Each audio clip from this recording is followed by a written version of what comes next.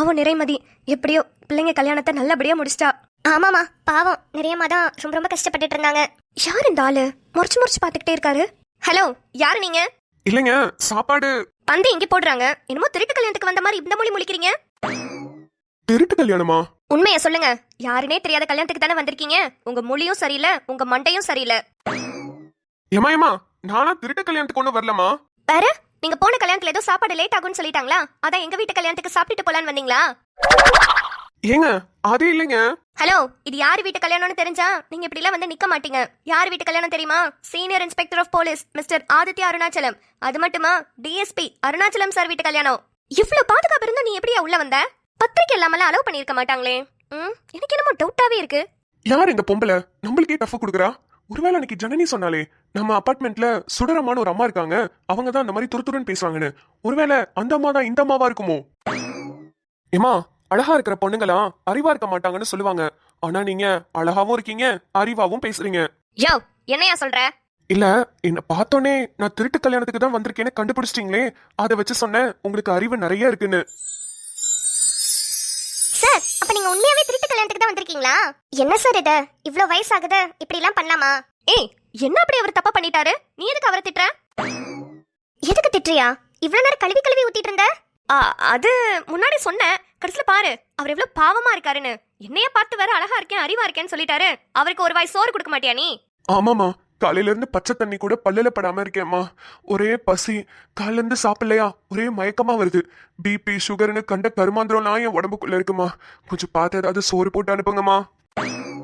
Show, என்னண்ணே இப்படி கேக்குறீங்க? எனக்கு மனசெல்லாம் ஒரு மாதிரி ஆகுது. என்ன வேற அழகா இருக்கேன் அறிவா இருக்கேன்னு சொல்லிட்டீங்க. உங்களுக்கு எப்படி வெறுமன சாம்பாரும் வத்த குழம்பும் போட்டு அனுப்புறது? நீங்க வாங்க, கடைக்கு வாங்க, நான் உங்களுக்கு நல்ல பிரியாணி வாங்கி தரேன். இந்த மனசு அம்மா, நீ இன்னும் நல்ல பெரிய ஆளா வருவ பாரு. உன் மனசுக்கு நீ எங்கேயோ போயிருவமா. என்ன உனக்கு ஒரு 40 வயசு இருக்குமா? இந்த வயசுலயே இவ்வளவு நல்ல மனசா இருக்கியம்மா. 40 வயசா? என்ன மைண்ட் வாய்ஸ்ல உலக அழகி நான் தான் அப்படின்னு பாட்டு போட்டுட்டு இருக்கியா? உன் பெரிய பொண்ணுக்கே 34 வயசு ஆகுது, உன்ன போய் 40 வயசுங்கிறாரு. அத கூட யோசிக்காம பல்ல காமிச்சுக்கிட்டு இருக்க. அந்த ஆளு ஏதோ பசி மயக்கத்துல உளறிக்கிட்டு இருக்காருன்னா நீயும் ஏன்னு பால் வருமத்துல வர பசுமாடு மாதிரி வாயை பொளந்துகிட்டு நிக்காத. என்ன அந்த அம்மா நம்மள மாதிரி இருக்கு? போன ஜென்மத்துல ஒருவேளை நம்மளுக்கு தங்கச்சியா பிறந்திருக்குமோ? இருக்கும். என்ன உங்களுக்கு இன்னைக்கு ஒரு நாள் மட்டும் இல்லனே, உங்களுக்கு என்னைக்கு பசிக்குதுன்னு கேட்டாலும் நான் உங்களுக்கு சோறு போடுறேனே. இந்த தங்கச்சி நான் இருக்கேன் உங்களுக்கு. நீங்க தாராளமா வீட்டுக்கு வரலாம். தோ செகண்ட் ஃப்ளோர்ல தான் நம்ம வீடு, வாங்க. எம்மாடி, இதுக்கு மேல உன்னை புகழ எனக்கு வார்த்தை இல்லம்மா. முடிஞ்சு போச்சு. தயவு செஞ்சு கொஞ்சம் சோறு மட்டும் போட்டு அனுப்புமா. அப்பா அப்பாவா? அப்பா, உங்களை போட்டோ எடுக்கிறதுக்கு மித்ரனும் அம்மாவும் தேடிக்கிட்டு இருக்காங்க. வாங்க, இங்க என்ன பண்றீங்க? அப்படியாப்பா, இதோ வரேன். இல்ல, சாப்பாடு வேலையெல்லாம் எப்படி போயிட்டு இருக்கு, எல்லாரும் சாப்பிட்டாங்களான்னு கேக்குறதுக்காக வந்தேன். மித்ரனும் உங்க அம்மாவும் தேடிக்கிட்டு இருக்காங்களா?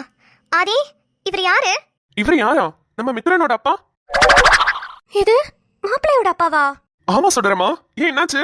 ஐயோ அப்பா, அப்பா சாரிப்பா, அம்மா தெரியாம பேசிட்டாங்க. ஆனா நீங்களும் ஏன் அப்படியே பேசுனீங்க? சொல்லிருக்கலாம்ல நான் மித்ரனோட அப்பான்னு. நானும் உங்க கேட்டகரியில சேர்ந்த பையதாமா. அதான் சும்மா ஜாலி பண்ணலான்னு பேசிக்கிட்டு இருந்தேன். ஒன்னும் பிரச்சனை இல்ல, எனக்கும் கொஞ்சம் ஃபன்னா என்டர்டைன்மெண்டா இருந்தது. நிமிஷம், என்னடி ஆச்சு? ஐயோ ஆதி, அது ஏன் கேக்குற? நாங்க சாப்பிட்டோமா இல்லையான்னு கேக்குறதுக்காக வந்திருப்பாரு போல. அது தெரியாம அப்பா கிட்ட போய் நீங்க திருட்டு கல்யாணத்துக்கு வந்தவர் தானே, இப்ப என்ன உங்களுக்கு சோறு தானே வேணும், வாங்க நான் எடுத்து தரேன் என்னடமா பேசிட்டோம்டா. ஐயோ, அடி பாவிகளா, அவர் எவ்வளவு பெரிய பிசினஸ் மேன் தெரியுமா? ஸ்நாக்ஸ் ஃபேக்டரி எல்லாம் வச்சு நடத்திக்கிட்டு இருக்காரு. அவருக்கு சோறு போடுறேன்னு என்னென்னமோ பேசிருக்கீங்க. ஸ்நாக்ஸ் ஃபேக்டரி வச்சு நடத்துறாரா? ஐயோ சுடரு, தப்பு பண்ணிட்டியே. எவ்வளவு பெரிய ஆளை மிஸ் பண்ணிட்டேன். இப்ப எப்படியாவது ரைஸ் பிடிக்கணுமே, என்ன பண்ணலாம்? அண்ணே, தங்கச்சி, உங்களுக்கு கூட பிறந்த தங்கச்சி யாராவது இருக்காங்களாண்ணே? இல்லம்மா, எனக்கு அக்கா தங்கச்சி யாரும் கிடையாது, அண்ணன் மட்டும்தான். அப்ப தயவு செஞ்சு என்ன தங்கச்சியா தத்தெடுத்துப்பீங்களாண்ணே? ரைட்டு, ஸ்நாக்ஸ் ஃபேக்டரி ஓனர்னு தெரிஞ்சோடனே அம்மா காக்கா பிடிச்சு அப்படியே ஸ்நாக்ஸ்க்கு அடி போட ஆரம்பிச்சிட்டாங்க. ஏமா திடீர்னு இப்படி வந்து கேக்குறீங்க? இல்லண்ணே, நீங்க எவ்வளவு பெரிய ஆளு, எவ்வளவு பெரிய ஃபேக்டரியோட ஓனரு, உங்களை போய் நான் சோறு போடுறேன் அப்படி இப்படி திருட்டு கல்யாணம்னு என்னமோ பேசி உங்க மனசை கஷ்டப்படுத்திட்டேனே. நான் பேசின இந்த பேச்சுக்கு என் நாக்கு அழுகி போயிரும்னே. இந்த தப்புக்கு நான் கண்டிப்பா ஏதாவது பிரார்த்தனை பண்ணி ஆகணும். அது இங்க பாரு, என்ன தயவு செஞ்சு அரெஸ்ட் பண்ணு. நான் எவ்வளவு தப்பு பண்ணிருக்கேன் தெரியுமா? போயும் ஒரு பெரிய பிசினஸ் மேன தப்பா பேசிட்டேனே ஆதி. மா, ஒரு சேவு பாக்கெட்டுக்கு ஆசைப்பட்டாம சிவாஜி ரேஞ்சுக்கு நடிச்சிட்டு இருக்க. ஐயோ என்னம்மா அது? அதெல்லாம் ஒண்ணும் இல்ல. நீங்க எதுவும் என்ன தப்பா சொல்லல. நான் அப்படி தப்பா நினைச்சிருந்தா உங்க கூட சேர்ந்து நானும் விளையாண்டுருப்பேனா? அப்படிலாம் எதுவும் இல்லம்மா. நீங்க எதுக்கு இவ்வளவு தூரம் பேசுறீங்க? ச்சே இல்லைண்ணே, எனக்கு மனசே ஆற மாட்டேங்குது. போயும் போய் உங்ககிட்டயே நான் இப்படி பேசியிருக்கணும். அதானே கொஞ்சம் கஷ்டமா இருக்கு. ப்ளீஸ்ண்ணே, தயவு செஞ்சு என்னை உங்க தங்கச்சியா தத்தெடுத்துக்கோங்க. உங்க காலை கழுவியாவது நான் பேசின பேச்சுக்கு நான் பிராச்சத்தை தேடிக்கிறேன்னு. ப்ளீஸ்ண்ணே. மா இதெல்லாம் ரொம்ப ஓவர்மா. ஒரு கடலை முண்டைக்கு ஆசைப்பட்டு காலை கழுவுற ரேஞ்சுக்கு போயிட்டேமா. சிரிப்பு தாமா வருது எனக்கு. சும்மா இருடி. நம்ம குடும்பமே பெரிய குடும்பம். இதுல இளநியல் வேற வந்திருக்காங்க. அதுங்கெல்லாம் இன்னும் கொஞ்ச நாள்ல பல்லு முளைச்சிச்சுன்னா கண்டக்கர் மாத்திரதெல்லாம் தின்னுங்க. வெளியே போய் வாங்க முடியுமா? அதுக்கு இப்படிதான் ஏதாவது ஆட்டையை போட்டாகணும். கொஞ்ச நேரம் மூடிக்கிட்டு நில்லு. நீ பேசுறத பார்த்தா இளநியலுக்கு ஸ்நாக்ஸ் கடி போட்ட மாதிரி தெரியலையே. உனக்கே முக்காவாசி வேணும் போலயே. சுடரமா, எனக்கே டவுட் வருது. உண்மையாவே தான் நீங்க பேசுறீங்களா இல்ல எதுவும் சும்மா நடிச்சிட்டு இருக்கீங்களா? என்ன அதே? யார பார்த்து என்ன கேள்வி கேக்குற? நான் எதுக்கு நடிக்கணும்? மச்சி என்ன மச்சி? அத்தனையும் நடிப்ப ஸ்நாக்ஸ்க்காக. ரொம்ப சந்தோஷமா. இப்ப என்ன, நான் உன்னை தங்கச்சியா தத்தெடுக்கணும் அவ்வளவுதானே? வாமா, நீ என்னைக்குமே என் தங்கச்சி தான். எப்ப வேணாலும் நம்ம வீட்டுக்கு வா. இப்பதானே கொஞ்சம் மனசுக்கு ஆறுதலா இருக்கு. ரொம்ப நன்றிண்ணே, ரொம்ப நன்றி. என்ன அப்படியே உங்க ஸ்நாக்ஸ் ஃபேக்டரியில ஏதாவது வேலை போட்டு தர முடியுமா? இல்ல சம்பளம் பணம் கூட நீங்க கொடுக்க வேணாம். டெய்லியும் 2 கிலோக்கு மிச்சர் ஸ்வீட் முறுக்கு சேவனை கொடுத்தீங்கன்னா அதுவே போதும். என் காலத்தை அப்படியே ஓட்டிடுவேன். சுடரமா, இந்த வருஷம் பொம்பளை சிவாஜின்னு ஒரு நேஷனல் அவார்டு இன்ட்ரடியூஸ் பண்ணிருக்காங்க. அதுல ஃபர்ஸ்ட் அவார்டு உங்களுக்கு தான் தரதா பிளான் பண்ணிட்டு இருக்காங்களாம். எல்லாம் ஜூரி எல்லாம் பேசிட்டு இருக்காங்களா. கொஞ்சம் வெயிட் பண்ணுங்க, இன்னும் கொஞ்ச நாள்ல கூப்பிடுவாங்க. போடாதே, நீ கிண்டல் பண்ற. எனக்கு எவ்வளவு மன வருத்தமா இருக்கு தெரியுமா? அப்பா தயவு செஞ்சு வந்துருங்கப்பா. என்னால அந்த பழைய படத்தெல்லாம் பார்க்க முடியலப்பா. அங்க உங்களை அம்மா கூப்பிட்டு இருக்காங்க. வாங்கப்பா போலாம். சரிம்மா, ஒரு 10 நிமிஷம் இருங்க, நான் அந்த போயிட்டு வந்துடுறேன். நிமிஷம் அம்மாவை கொஞ்சம் கூட்டிட்டு போடி. முடியலடி என்னால. பாத்துக்கோ மச்சி, 10 நிமிஷம் ஒன்னாலே முடியல. டெய்லி 24 மணி நேரம் 365 நாள் என் நிலைமையை நினைச்சு பாரு. கஷ்டம் தாண்டி, ரொம்ப ரொம்ப கஷ்டம் தான். மா எப்படியோ அவரை காக்கா பிடிச்சு ஸ்நாக்ஸுக்கு ஆட்டையை போட்ட.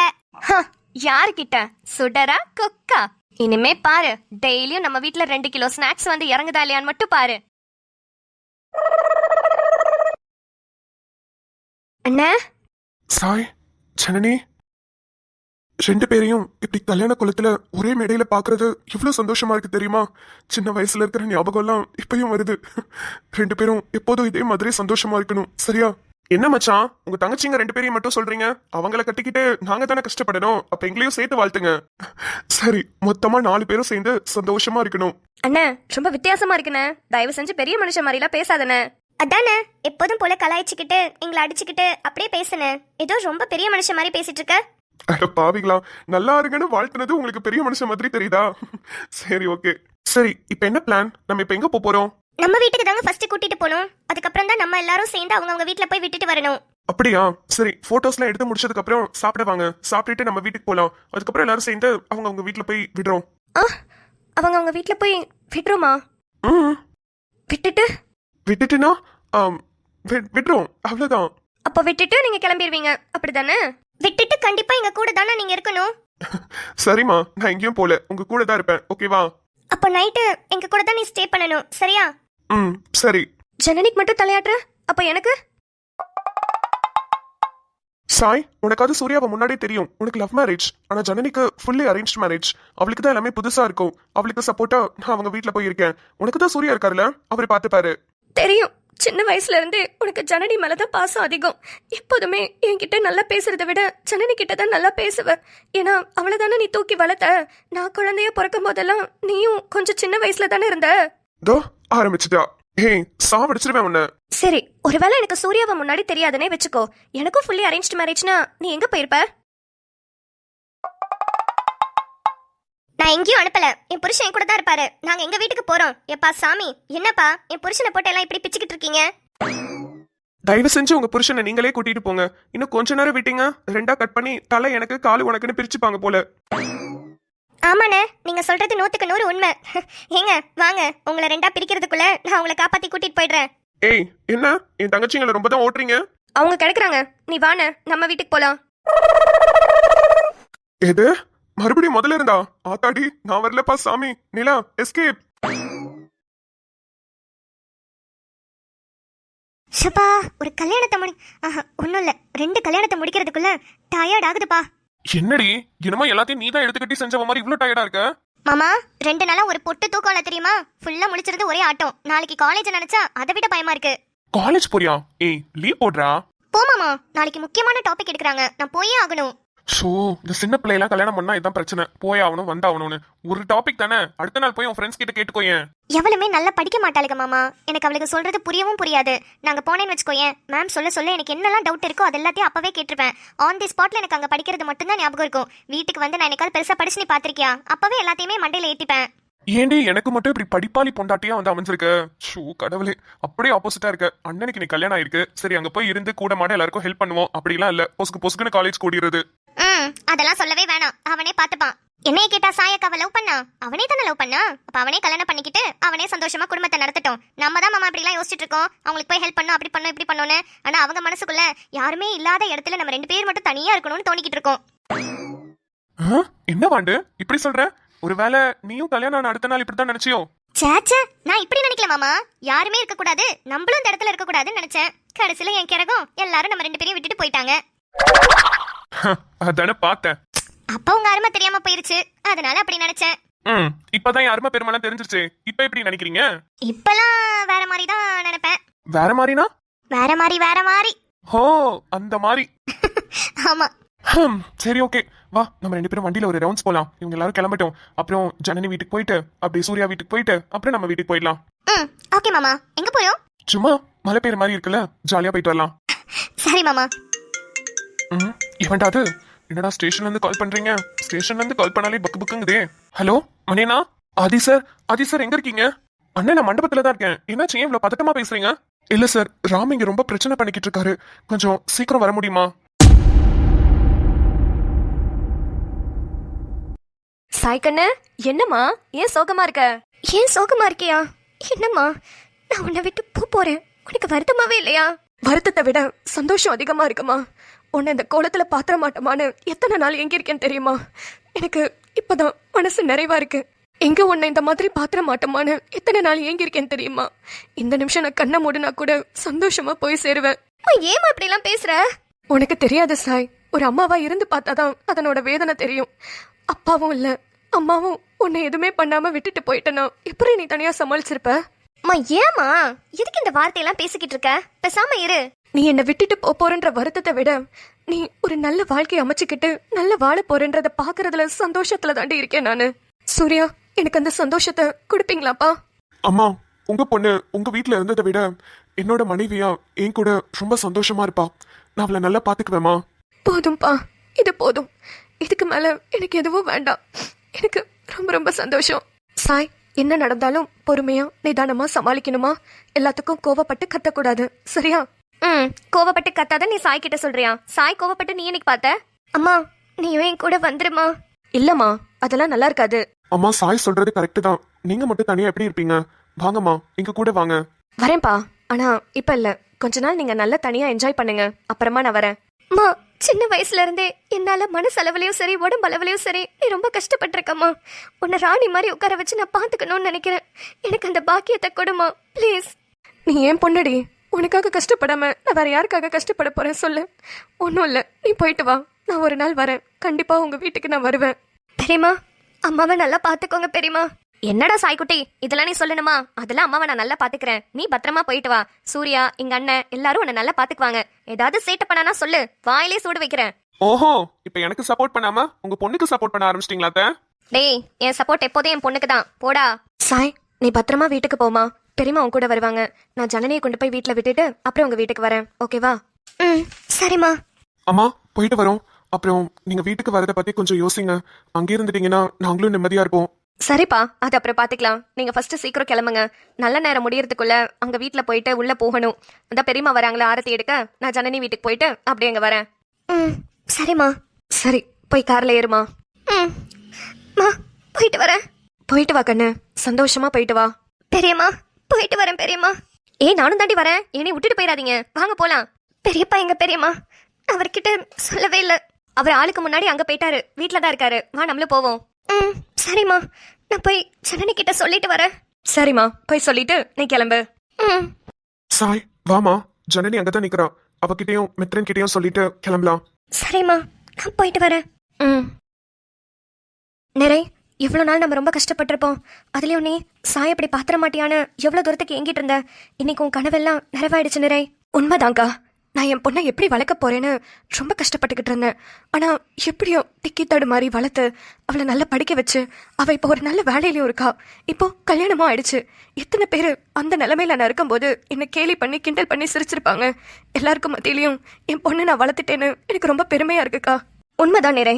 இங்க சமூகத்துல பெண்களுக்கு பாதுகாப்பே இல்லை நம்ம இப்ப வரைக்கும் புலம்பிக்கிட்டு இருக்கோம். அப்போ சாய்க்கு நடந்த ஒரு கொடூரமான விஷயம் இனிமே யாருக்குமே நடக்கக்கூடாதுன்னு நம்ம நினைச்சோம். ஆனா அதெல்லாம் குறைஞ்சிருக்கா இன்னும் நடந்துக்கிட்டு தான் இருக்கு, அதிகமாயிட்டே தான் இருக்கு. பொம்பளை பிள்ளைங்களை வெளியே அனுப்ப கூட பயமா தான் இருக்கு.